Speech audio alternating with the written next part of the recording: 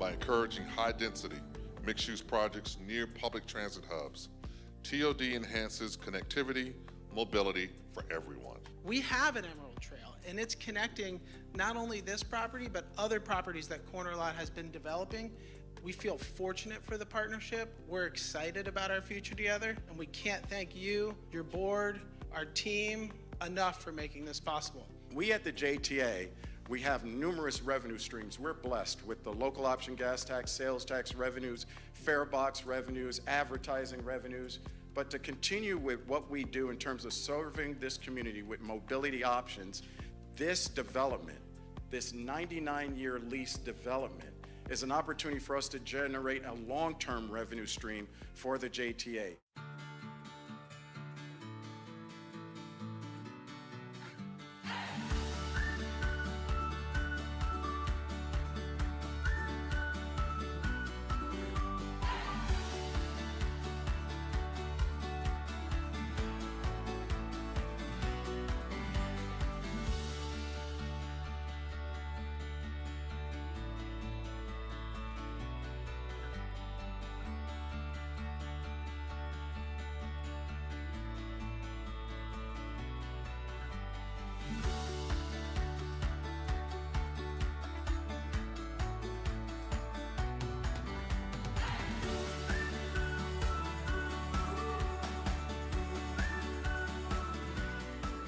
This state-of-the-art facility marks the dawn of a new era in mobility, making history as the first of its kind for the Jacksonville Transportation Authority and our entire nation. The plan for the new Autonomous Innovation Center, or AIC, is to serve as a command center and maintenance technology hub for JTA's fleet of autonomous vehicles. We aren't just tinkering with the toys of tomorrow. We are building the tools of transformation about today. And these autonomous vehicles that will roll out from this campus are the very movement, their momentum of a city that refuses to be stuck in neutral. NAVI stands as more than just a first autonomous vehicle you'll see in the U2C program life. It's a bold declaration of intent. It represents the first tangible step in a transformative journey that will redefine how we move, how we connect, and how we shape the future of mobility here in Jacksonville.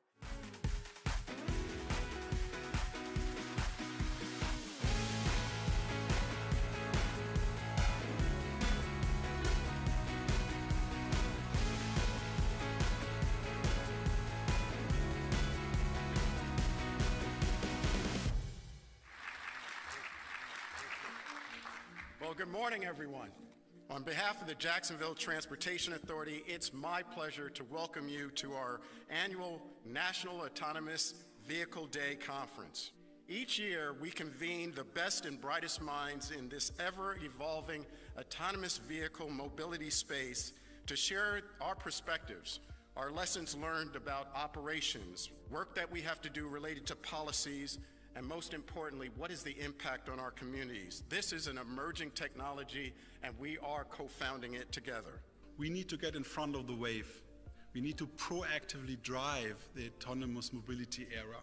And we are now at the tipping point. It's the right moment of time to start with. We're gonna make it work, whatever it takes. So let's do it. Let's change the world. On behalf of the JTA Board of Directors, I'd like to share my sincere thank you to everyone that's here today.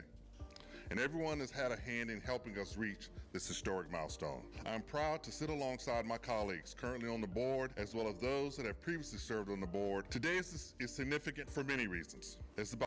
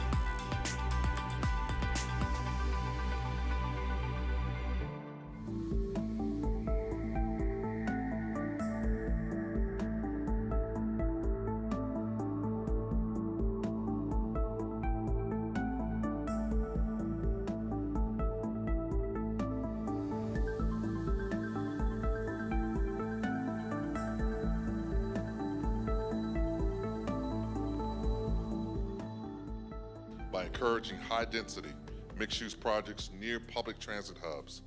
TOD enhances connectivity, mobility for everyone.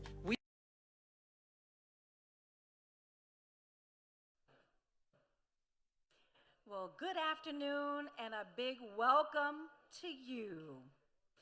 I'm Dawn Lopez, your Director of Community Engagement at the Jacksonville Transportation Authority and your host for this afternoon.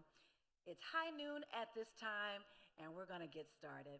Well, it is so wonderful to see so many of our partners and community leaders and friends gathered here today for the JTA State of the Authority.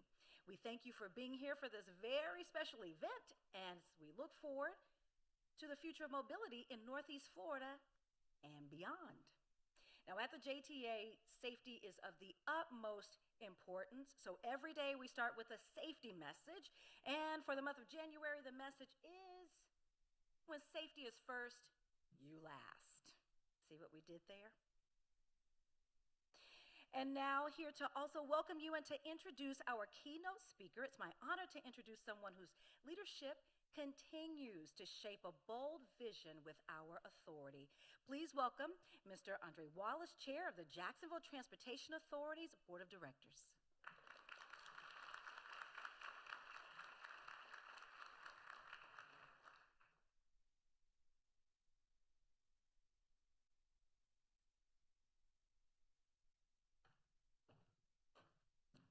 Good afternoon, everyone, and welcome to JTA's 2026 State of the Authority. And thank you all for taking time today to be here with us. I want to begin by acknowledging my colleagues on the JTA Board of Directors. I see Director Sams is here. Thank you for being here today. And serving alongside you and the others is clearly an honor. And each of you brings a unique perspective, deep expertise, and a shared commitment to ensuring the JTA continues to serve Jacksonville with integrity, accountability, and vision. And thank you for your partnership and dedication to public service. I also want to recognize our elected officials, community leaders, and regional partners. Your engagement matters. Public transportation does not succeed in isolation. It succeeds through collaboration, trust, and a shared belief in its value to economic vitality and quality of life for our community. I want to recognize the men and women of the JTA, the employees who show up every day to keep the system running. From bus operators and maintenance teams, to the planners and engineers, to our customer service professionals and our administrative staff. Your work directly impacts thousands of people across our region. And I speak on behalf of the board when I say your commitment, we appreciate your professionalism and pride that you bring to this organization.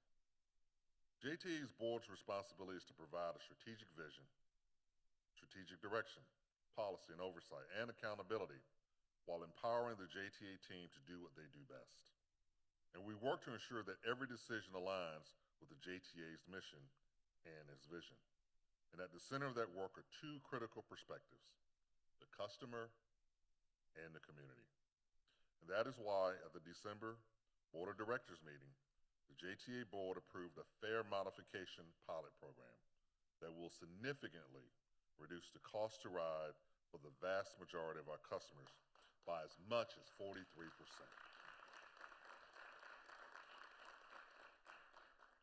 Let me go off script for a second. That's bold leadership that was brought to you by the leadership of the JTA management under the direction of Nat Ford. They went out and thought outside of the box for this respective community. And I thank you all for that. Now, affordability is a conversation at every dinner table in this entire region.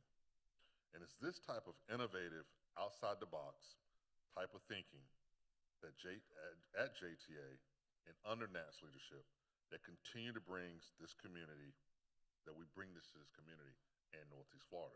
And we also know that we don't always have all the answers. The fare modification pilot program begins on February 1 and runs for the next 6 months. During this pilot, JTA staff will be examining the customer data and using this information to make decisions on fares and routes going forward. This is another important way that JTA is listening to our customers to offer the best public transportation that we can offer. And under the leadership of Nat, JTA has built a national reputation for innovating, particularly in the autonomous vehicle space. At the same time, the JTA team remains true to the core of what we do best, and that is providing safe, reliable, and affordable public transportation to our community. Now, this is a balance, and I want to emphasize that we can do both, and that we are doing just that. You will hear today about progress that's being made, lessons that we've learned, and priorities as we move forward. Mobility is changing. Our city is growing. But more importantly, our customers' expectations are evolving. And the role of public transit agency today looks vastly different than it did a decade or 2 decades ago. The JTA is an agency built on service, accountability, and a commitment to the people of Northeast Florida. The JTA board is proud to play a role in upholding those values and ensuring that we guide them, the staff, every step of the way. So in closing, I want to thank everyone in this room for your continued support of the JTA. And together we are helping shape a transportation system that reflects the needs, the aspirations, and future of our community.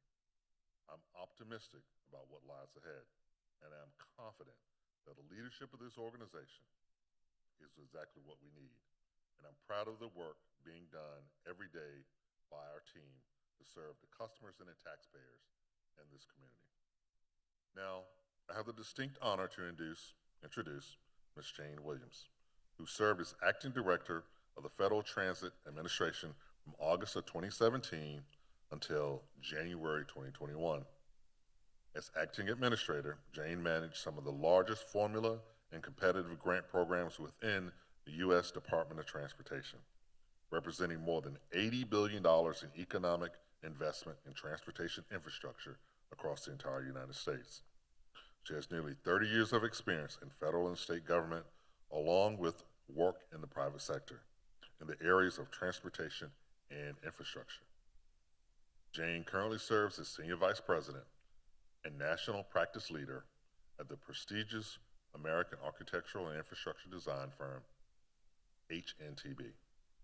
Prior to her role as FTA Administrator, she was a Senior Advisor to the U.S. Department of Transportation's Secretary, Elaine Chao, and previously the Director of the Washington Area Transit Office of the Maryland Department of Transportation. And prior to that, a Senior Legislative Advisor to Congressman Andy Harris, who serves as a member of the powerful Appropriations Committee. Ladies and gentlemen, please welcome our keynote speaker for the Jacksonville Transportation Authority's 2026 State of the Authority, the Honorable Jane Williams.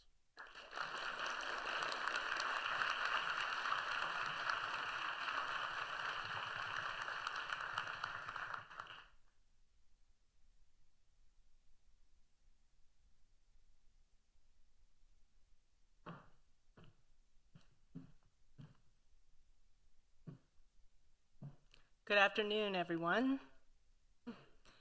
Thank you for that kind and very long introduction, Andre.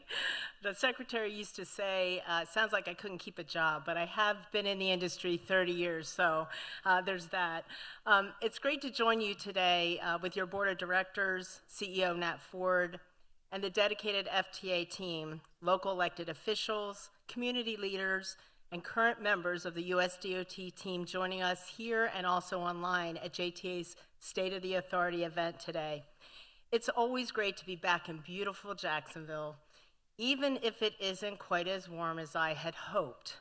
It's definitely warmer here than in our nation's capital.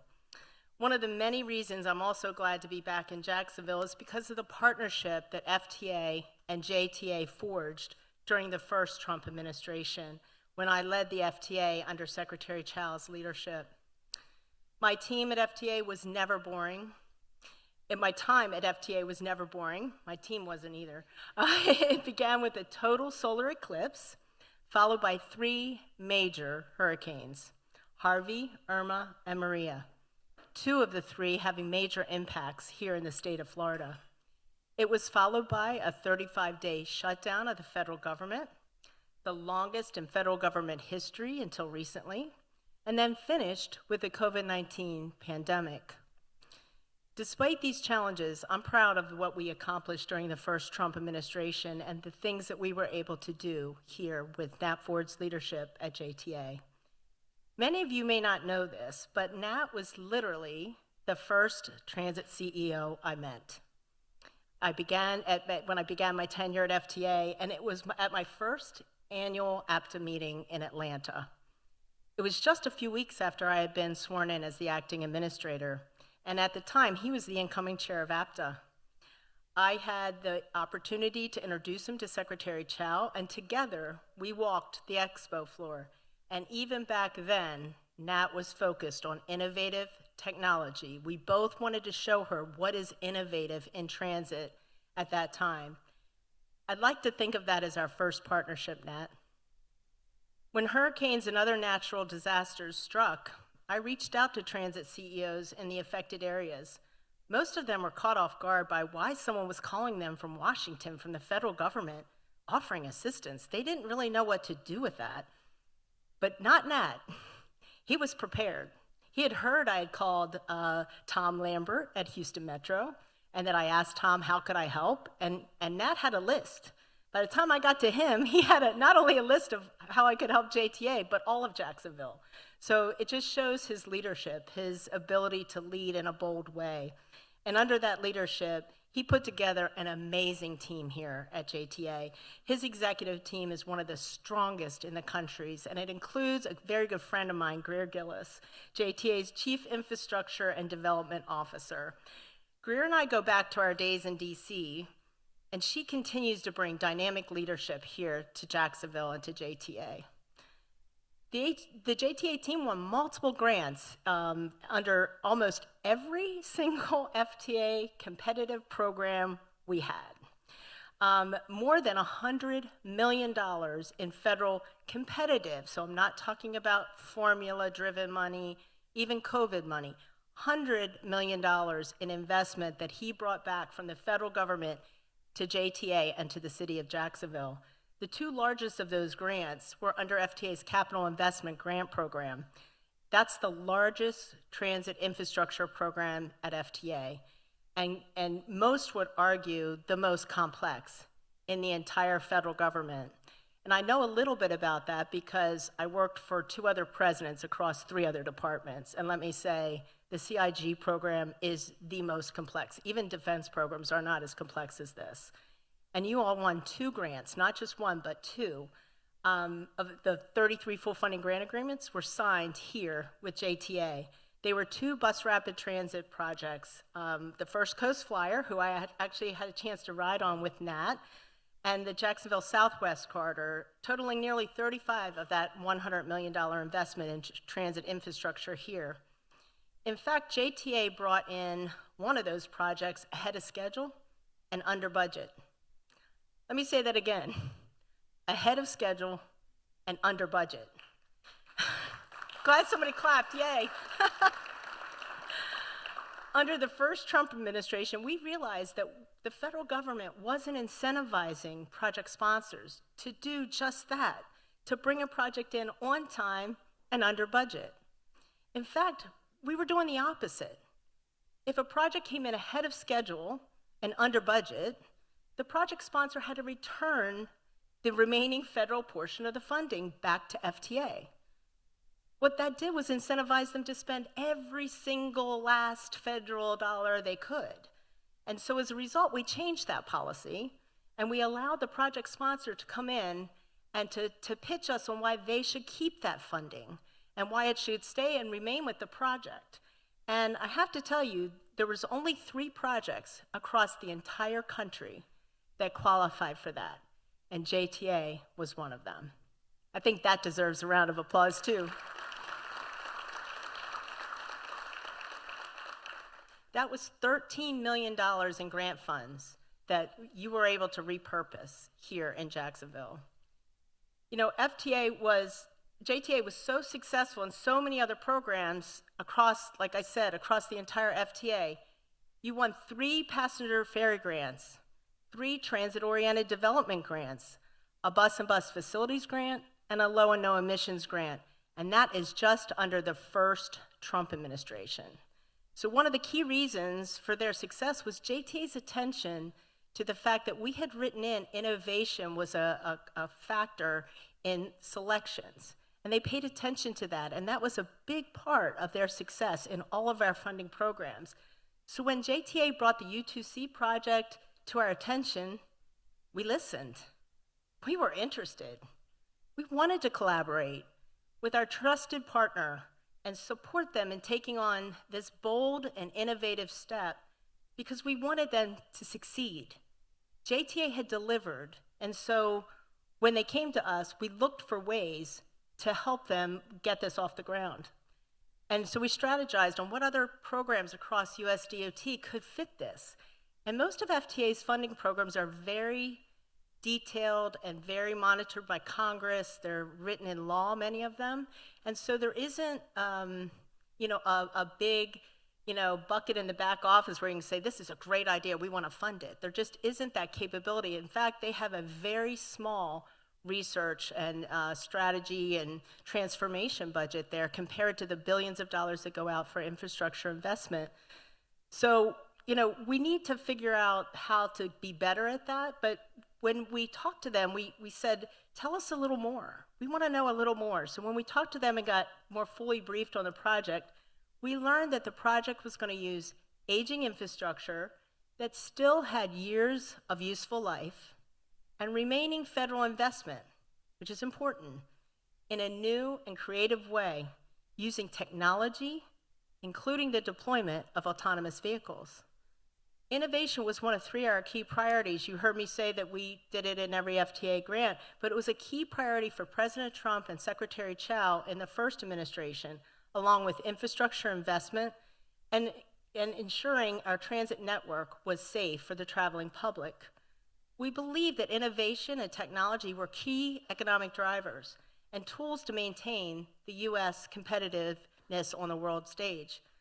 So as we looked for other funding programs across the department that had the capability to fund this innovative project, there weren't many, but we found one.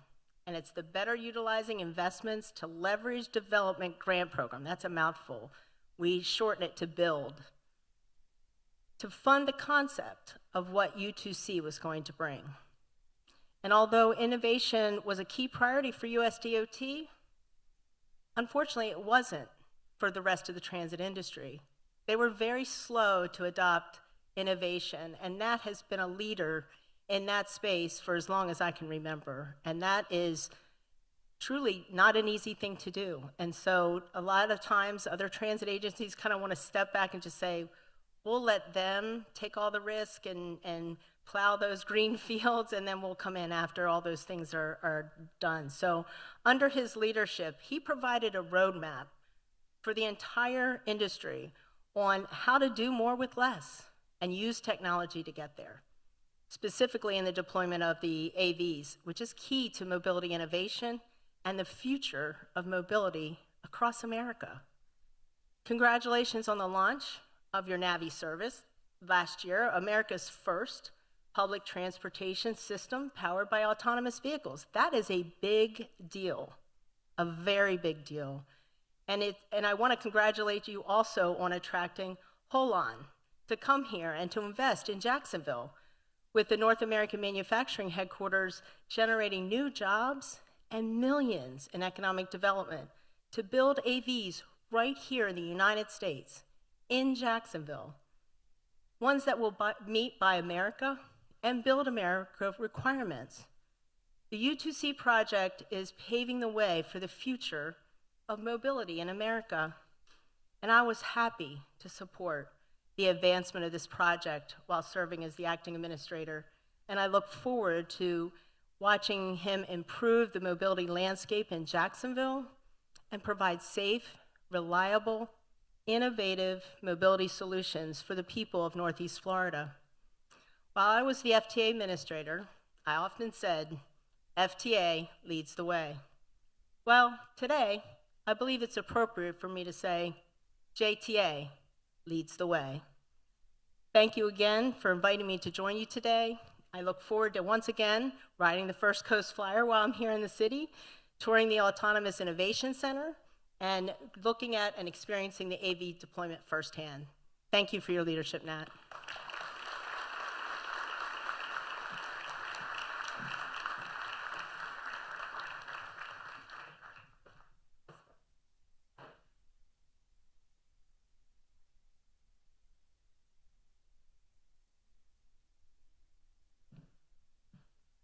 JTA leads the way. Can we give one more big thank you, a Duval thank you to Ms. Williams? Thank you for those insightful remarks and for your continued leadership in advancing transit innovation nationwide. Well, as we continue with today's program, it's my privilege now to introduce someone whose vision, commitment, and steady leadership guides everything we do at the Jacksonville Transportation Authority. He's been a champion for smart mobility, as you just heard, infrastructure investment, and a customer-centered approach to public transportation. Please join me right now in welcoming our Chief Executive Officer of the Jacksonville Transportation Authority, Mr. Nat Ford.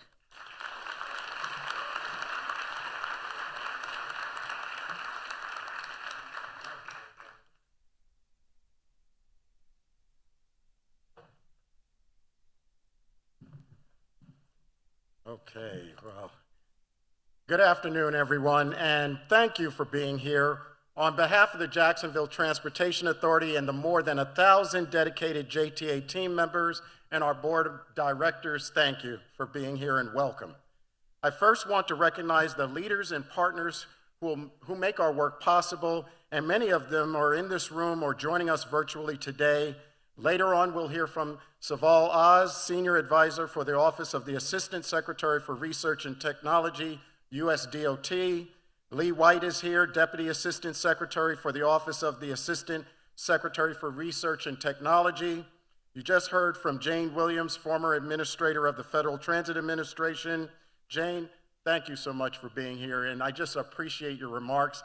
And I think during that hurricane, when you called me, I actually was out in the backyard tying down our lawn chairs and things of that nature, and Janet actually said, hey, I think it's the FTA administrator calling you, so I ran in the house, and thank you for that call. That was very unique after my 40 years in this industry, having an FTA administrator call you directly to say, in advance of a storm, how can we help? And thank you so much for that commitment and support of the JTA. JTA Board Chairman Andre Wallace, you just heard from him a few moments ago, joined by our Vice Chair Pat Sams, Councilman Nick Howland, Vice President of City Council, thank you for being here. I know Dr. Rockman Johnson, our council liaison, he's on his way or he's in the audience somewhere, and he's been a fantastic liaison. Michael Boylan, Jacksonville City Councilman, Jacoby Pittman from the City Council, as well as Ron Salem, Jacksonville City Council member. Thank you all for being here. Kelly O'Leary, who's joining us today as Deputy Chief Administrative Officer for the City of Jacksonville and a former JTA alum, so keep up the good work. And Ed Randolph, also Executive Director for Economic Development for the City of Jacksonville under Mayor Donna Deegan. Howard Wanamaker, thank you, our partner in Clay County, the county manager. Thank you for entrusting us to provide the transit services in Clay County. You've been a longtime partner. And then my union partners. Amalgamated Transit Union President Melvin Hicks is here with his executive committee. Thank you for being here. And then the International Association of Machinists and Aerospace Workers, President Melvin Neesmith. Thank you for being here. You and your executive committee. We could not do the work that we do on a daily basis with the cooperation and hard work with our union officials. Our elected officials, community leaders, regional partners, honored guests, and of course our JTA Board of Directors, thank you for your leadership, your trust, your trust in this team, and your commitment to the people of Northeast Florida. Without your support, we could not be doing our jobs, nor could we do them to the degree and excellence that we do. So today's State of the Authority is about better together. Because when we listen, when we collaborate, and when we innovate together, we can deliver mobility solutions that are faster, safer, and better for everyone in our community. And that begins and ends with our customers, those who ride us daily, those who take the Game Day Express and those Jaguar games. They did a great job this year. Those who take the St. Johns River Ferry, or those who use our Connection paratransit services, those who are taking that first step into the future by riding NAVI. Thank you, and it starts with our customers, because without them, there's no reason for us to exist. They're at the center of everything we do. Now, this agency was created back in 1955, primarily as a road and bridge builder. And then in the 70s, we took on the responsibility with not just building the roads and the bridges, but also moving people and helping our neighbors get to their destinations. Fast forward to 2026, that is still a core of what we do. And I'm so proud of the JTA today because we're such a critical part of the fabric of this community. This is a responsibility that we do not take lightly. And throughout my time here at the JTA, we start and end with the customer and making sure we understand their needs. That is no different than what we accomplished in 2025. This past year, we once again conducted system-wide outreach efforts through a number of customer-focused survey satisfaction surveys. Not only does this give us a pulse on how our customers feel about our services, it gives us an opportunity to get better and better. Although there is plenty of work to be done, the feedback we received was rather positive. Nearly 90% of our bus customers told us they feel safe riding our system and believe that staff at the JRTC are both professional and courteous. Confidence in our operators remains high, with the majority of our customers telling us that our drivers are skilled, qualified, and doing a great job every day. Our paratransit customers echoed that confidence, with more than 90% reporting that they feel safe and appreciate the professionalism of our Connection drivers. And then the St. Johns River Ferry. 99% of our customers say they feel safe, recognize the cleanliness, and are satisfied with their overall experience riding the ferry. So I'm not sure who that 1% are, but we're actually targeting them. We're going to go get 100% in terms of satisfaction. And then Ready Ride and our other alternative mobility services fared similarly well. The caveat that our customers are expecting nothing but the best from the JTA. Being better together also means being honest about where we need to improve. Customers told us cleanliness, both on board and at bus stops and our shelters, must continue to be a priority, and it's why we introduced elevated standards and practices around cleaning and maintaining our vehicles and facilities. For an example, in fiscal year 2025, we performed nearly 64,000 cleanings, 23% higher, more cleanings than the previous year. Over 9,000 quality condition and quality assessments, which is nearly 70% more inspections than the previous year. And this year, we're on track to do even more as it relates to fiscal year 26. Our customers also reminded us that improving on-time performance is always an opportunity for us to raise the bar, and that feedback that we receive related to our service changes and the tweaks that we make to routes throughout the year. So those surveys give us information to make immediate tweaks to our service. Last year, we made over 30 route enhancements, added new buses to increase frequency, and also reduce wait times, making our service more reliable, accessible, and we did it while saving taxpayer dollars.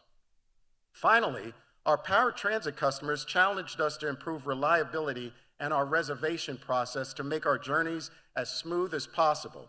Over the last 3 years, our Connection paratransit service has averaged over 93% on-time performance. We've also added some same-day reservations to our Connection service, a topic of great discussion recently. And we replaced half of the entire Connection bus fleet is brand new shuttles. We heard you, and we are acting. Right now, our teams are working hard on a number of initiatives we need to implement to raise those scores even higher in 2026 and beyond, and we are doing it with our union leadership and partners. In addition to those critical customer surveys, we challenge the JTA team to think even bigger. So while Jacksonville continues to flourish with opportunity for many, for some, the dream is harder to achieve without a little help. For example, the cost of a bus fare can be the difference between getting to that job interview, seeing that doctor's appointment, or to class and not. We asked ourselves a simple question: how can we help? The result is a staff-initiated 6-month fare modification pilot program that reduces the cost of using our buses by 43% and by over 30% for our connection customers. To give you some context, these fares have not been at this level since 2012, more than a decade ago. This is not a symbolic gesture, it's real money. And we're putting it back in the pockets of the customers who rely on the JTA every day.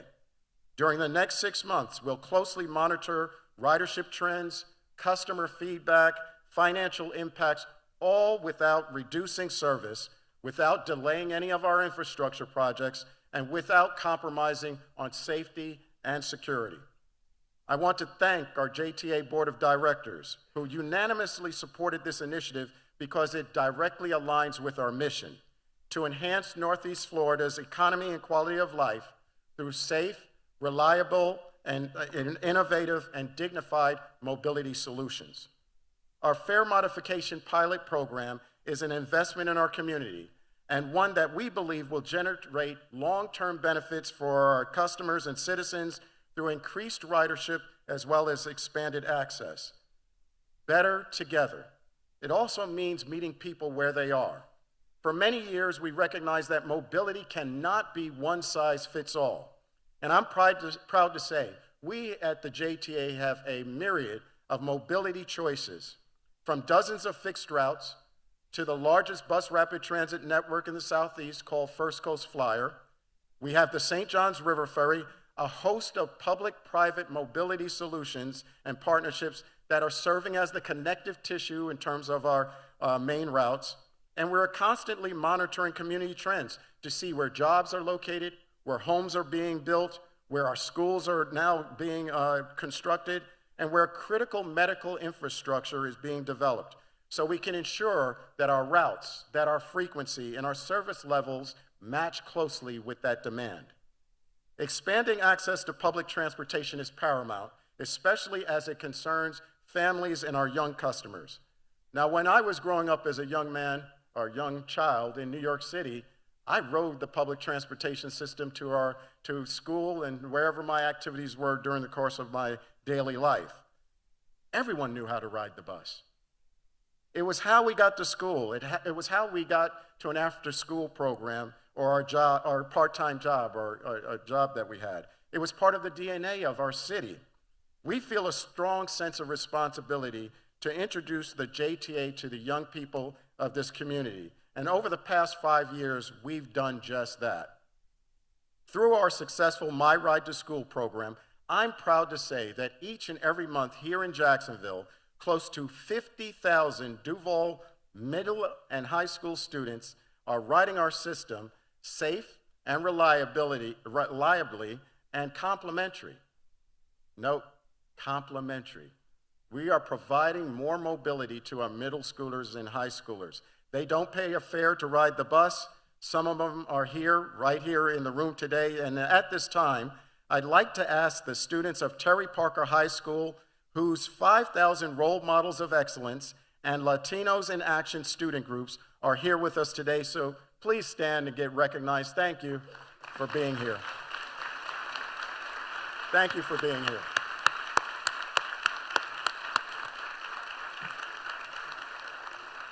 Now, these kids are the future leaders of this great nation, and it is our responsibility to provide guidance and opportunity because that's where we're at here at the JTA.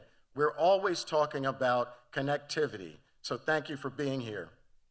Not only are we teaching the next generation to leverage this community asset, We're also removing a significant financial burden for many families in our community.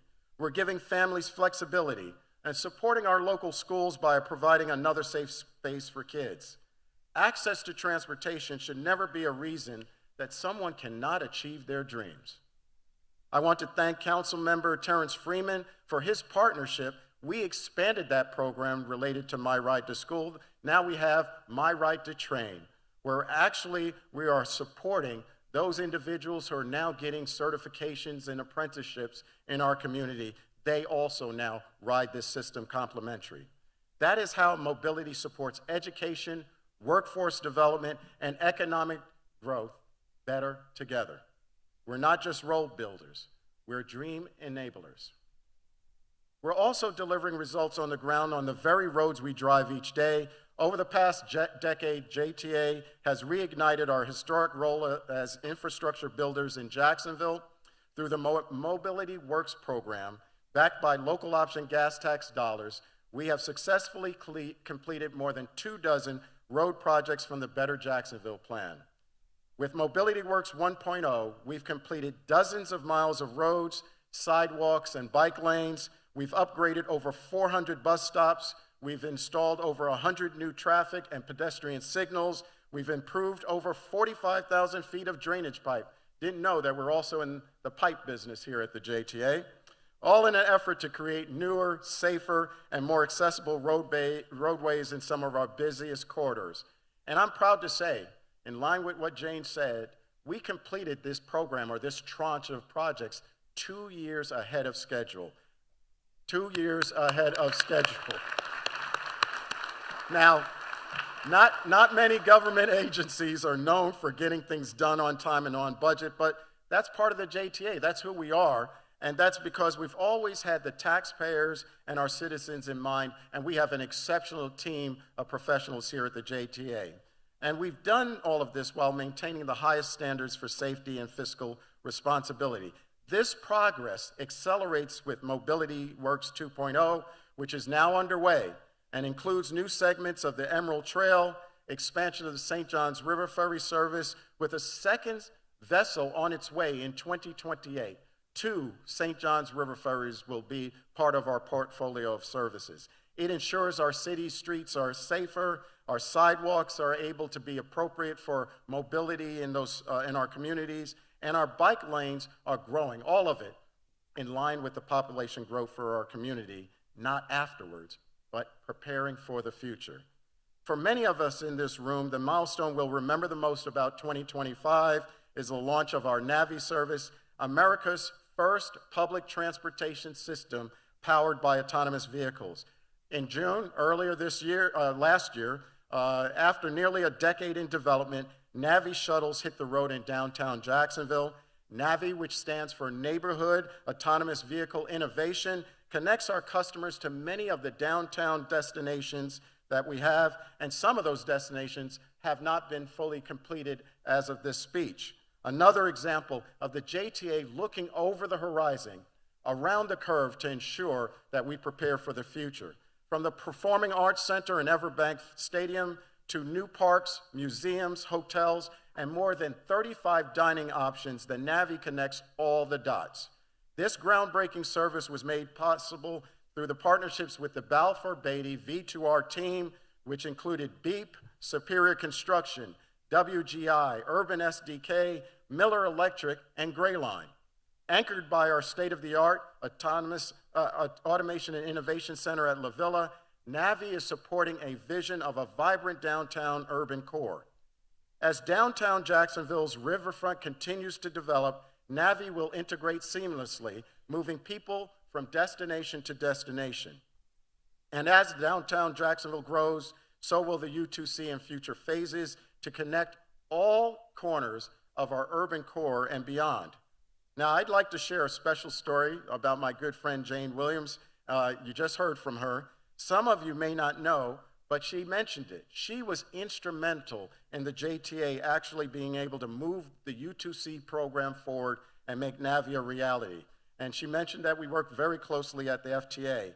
And thank you for coming to Jacksonville and awarding us with that build grant back in 2019. That grant kickstarted us with the resources that led to today's success. Jane, thank you for your leadership, for your vision, and frankly, your courage in turning this vision into reality, and for setting Jacksonville on a path to a new, brighter future. And it's great to have you back here. Good to see you, my friend.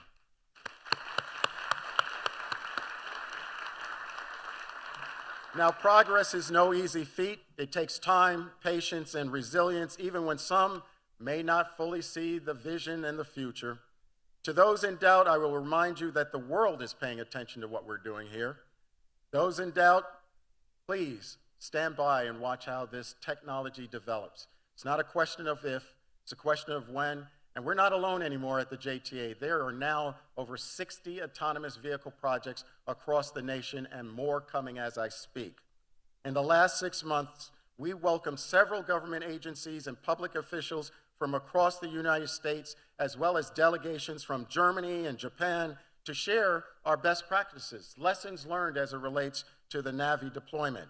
And our peer agencies are looking to the JTA as the blueprint, so they can actually rinse and repeat what we developed in their own communities. I'll tell you, the economic impact that we are enjoying now because of NAVI is real.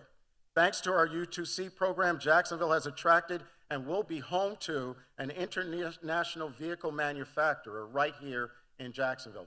The first time automotive manufacturing has been built in Jacksonville, in the state of Florida, in the last 100 years. You made history, my friends. You made history. HOLON has announced plans to invest more than $200 million in Jacksonville with its North American manufacturing headquarters, creating over 800 advanced manufacturing jobs and an economic impact that will generate billions over the decades. Their autonomous vehicles built right here will meet all federal safety requirements, be ADA compliant, and adhere to Build America, Buy America requirements. From the people who built the NAVI shuttles currently operating to those who are going to build the next generation of HOLON shuttles, the JTA has and always will be supportive of the American worker to get the job done. The JTA's vision for the future will create opportunity beyond downtown, and if you're a young student in Jacksonville and you want to learn more about the real impacts of STEM education, look no further than NAVI. If you're a graduate student at the new University of Florida campus in La Villa, being built right across the street from the JRTC, you will have a front row seat and experience to the technology of the future. You can't do that anywhere else but in Jacksonville. As NAVI continues to grow, we will turn our attention to the most important and complex phase of the U2C. So we're actively designing and planning future phases and looking to welcoming the next generation of HOLON urban AVs to the streets of Jacksonville soon. We're focused on the first and last mile solutions through our Ready Ride zones, great NAVI opportunity, as well as our beaches community. Recently received a call. The beaches are interested in NAVI. If you're a tourist coming to visit our beaches, it may not be too far in the future that you can actually hop on NAVI at the beaches. Technology is a big part of NAVI, and it's how we plan to increase public safety and reduce costs in the long term. Technology is also transforming how our customers engage with the JTA in other areas. Our new website, our mobile app, we're making it easier than ever to plan your trip, purchase fares, and then have real-time information as to when your vehicle is arriving. We now serve over 215,000 mobile app users. Over 95,000 fare purchases are occurring on our mobile app. The new JTAFLA.com, it's ADA accessible, easier to navigate, and provides you the tools and resources to plan your trip from point A to point B. We've improved bus shelters over the past year, added digital signage throughout our transportation hubs, and given our customers more payment options than ever before. So whether you pay with cash, card, or My JTA app, we've got you covered. As these tools rapidly advance, we also are making significant investments in our information technology security to ensure that customer data and your privacy is protected no matter how you interact with the JTA. Now let's look ahead to 2026, because I think it's very important what we're sharing with you. I want to impress upon you the planning that is necessary for the future. Not just for today, not just for tomorrow. We need to look again over the horizon. I've shared just a few examples of that foresight in action, but now imagine it's 2050. It may seem pretty far away, but 2026 was also far away at one point.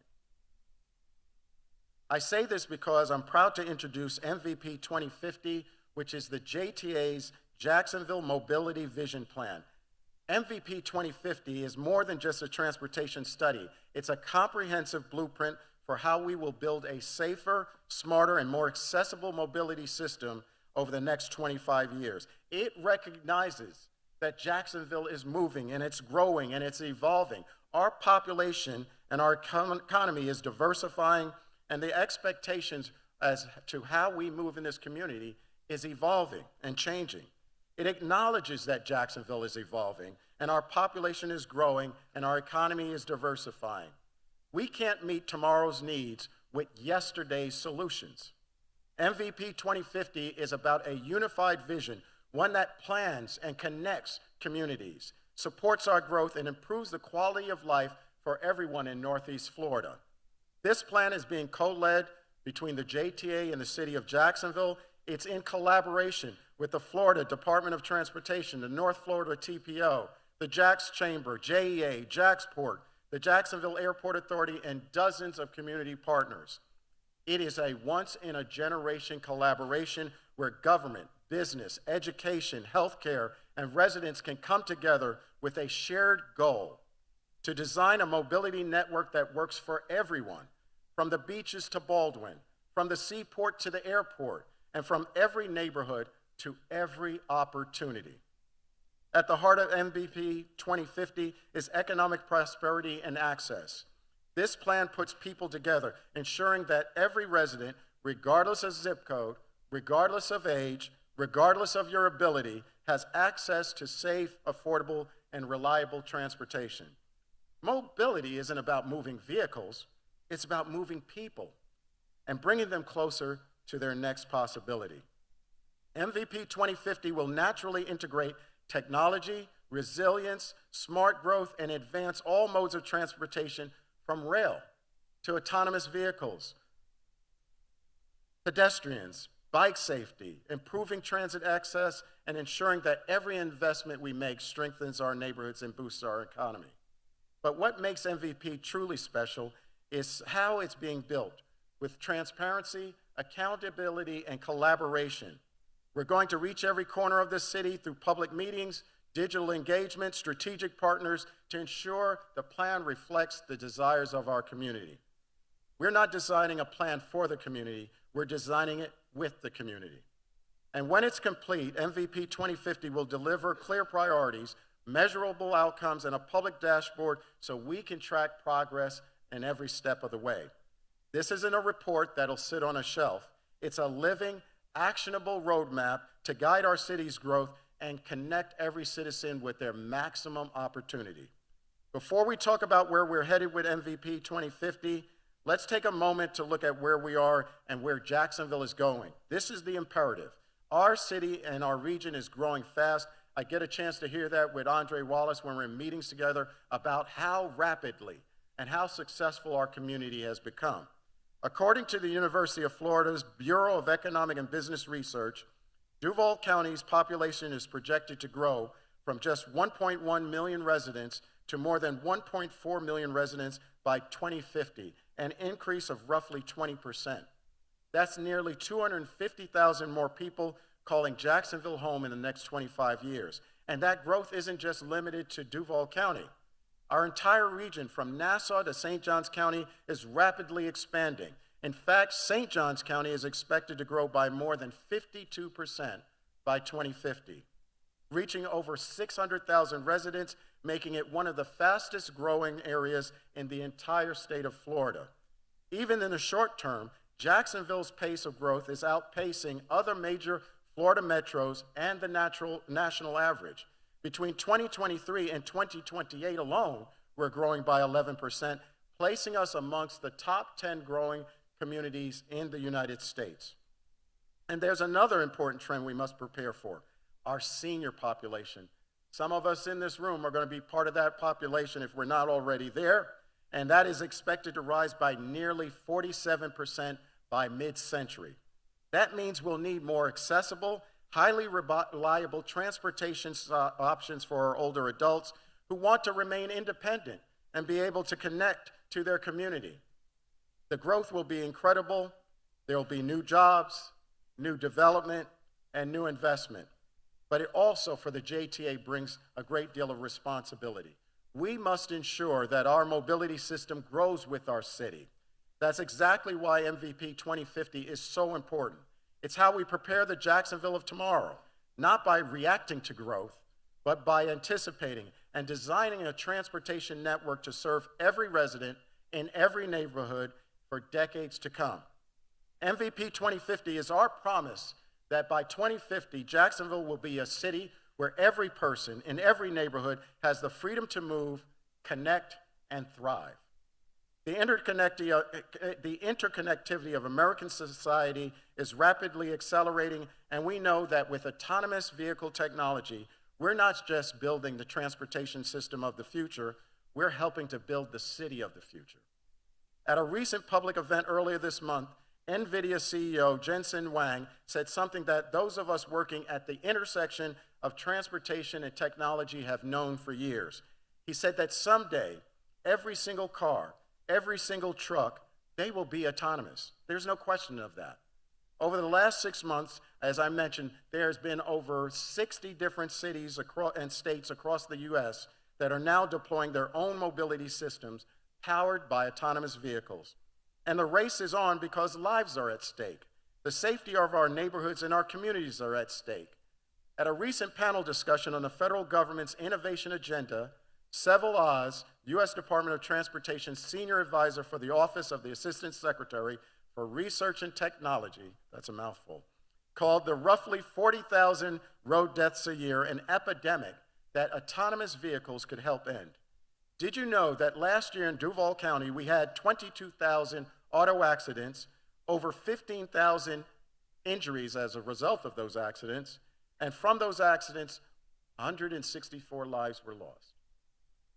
That's on our roads. That's unacceptable to me. It doesn't have to be that way, and with these autonomous mobility systems, one day soon, it won't be. Senior advisor Oz went on to say, autonomy will also change our cities. It will change the way we look at driving and moving around. That's exactly right, and at the JTA, we share that vision. We see the promise of a safer, better connected future, and we have a surprise here. At this time, I'd like to invite Senior Advisor Oz on screen to say a few words. She's joining us live from Washington, D.C. Senior Advisor Oz, you have our attention.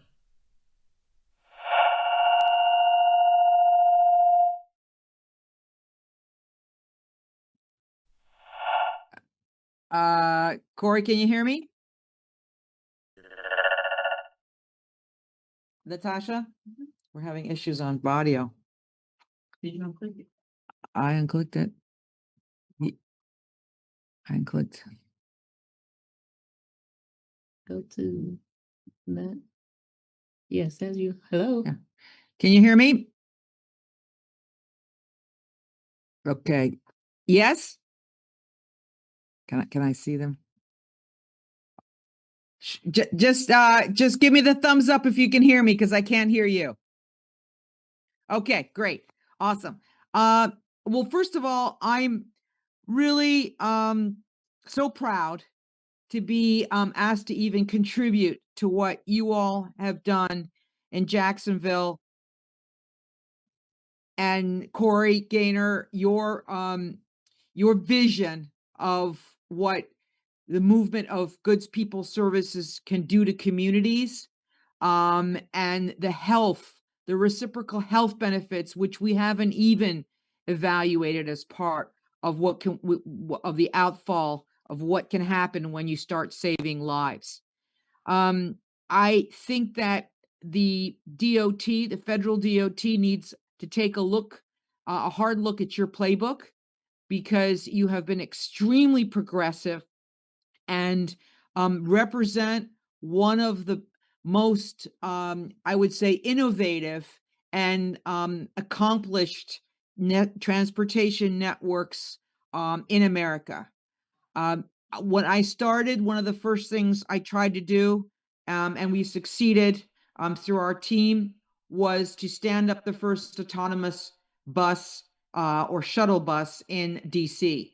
DC was a location and is a location where we have not really been exposed to autonomous vehicles. And the early learnings you get from exposing the public to this safety and this capability is immeasurable. But we also need to start imputing those signals on designated lanes, because people who drive vehicles in the same lanes that computer systems do, because the new driver is a computer system now, will drive differently.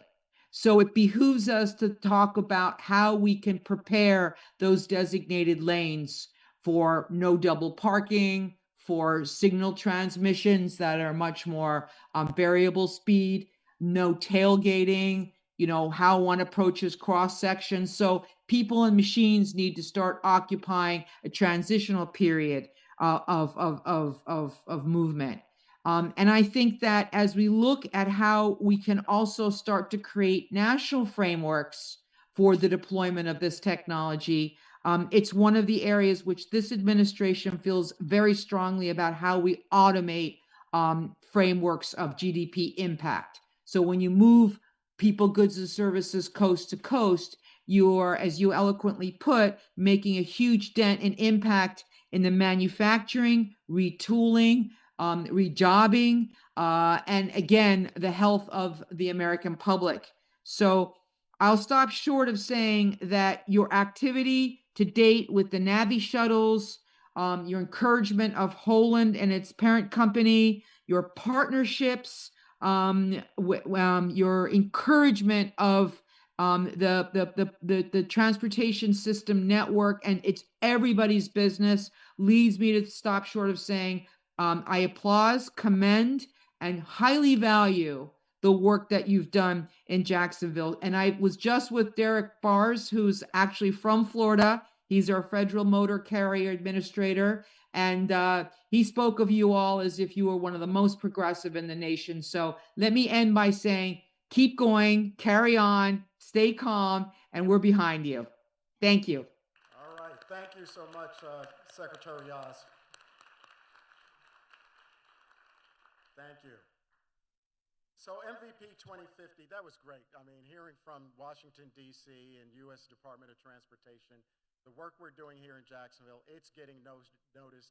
We see it at the JTA, but I think when you talk about the broader community, it's no better endorsement than hearing from Assistant Secretary for Research and Technology, Seville Oz, because a lot of the work that we're doing here, there was no blueprint, no rules of engagement, some understanding in terms of requirements with Buy America and Build America, but we were able to develop a roadmap. At your seats, there's actually a case study that we have been asked to prepare going into the future to make sure we captured those lessons learned related to the development of NAVI, and that could be shared with our peers around the country as well as our governing bodies, USDOT, FTA, Federal Highway Administration, as well as FRA.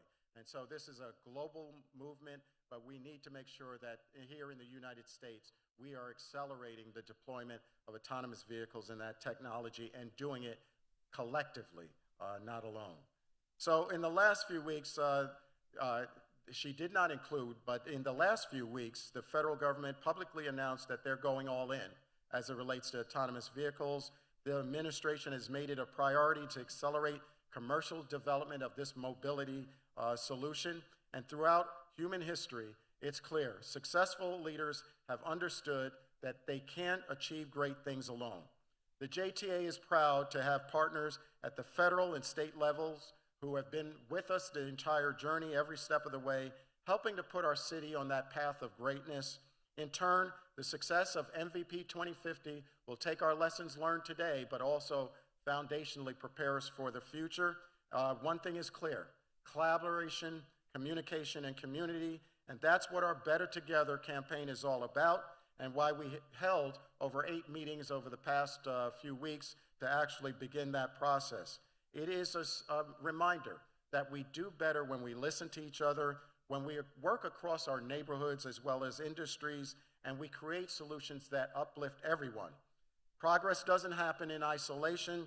It happens when we plan together and work together, because we know that we are better together. Come on. And you are the people that are helping us with that planning. As I mentioned, we concluded a series of public meetings and input, and it's been very helpful to update our plan with the fare modification pilot. And in a few months' time, we'll hold another series of public meetings, all geared towards MVP 2050, so we need you there. We need to get your input. At each meeting, you'll have an opportunity to provide us feedback about the transportation network of the future. So in closing, I want to reiterate, this community is what drives each and every one of us each day. On behalf of more than 1,000 members here at the JTA and our board of directors, you have my personal commitment. The JTA has your back. We're looking at the future. We're looking at your mobility needs for the future, and we're devoted to making the JTA the best public transportation system in the world. We're listening to our customers. We're taking action to improve our customers' experience, and we're making decisions that are saving lives and saving taxpayer dollars. And when we are building a future that is faster, safer, and say it with me now, better together. To the JTA team, thank you. Your dedication, professionalism, your passion, I couldn't work with a better group of professionals. Our JTA board of directors, you set the pace, you provide us that guidance and leadership. And in return, I'm asking everyone, embrace this moment today, the gravity of the moment today. The autonomous vehicle system that we launched is at the crossroads of what is probably one of the most transformative times in mobility in our lives. You'll be part of defining that JTA legacy, and with MVP 2050, our children and our grandchildren will look back at today and say, we got it right. That means what we do today, it matters in this moment. And what we do now will allow future generations to live better.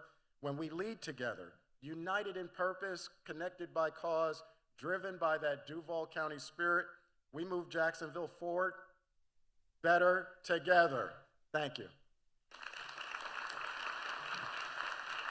Thank you.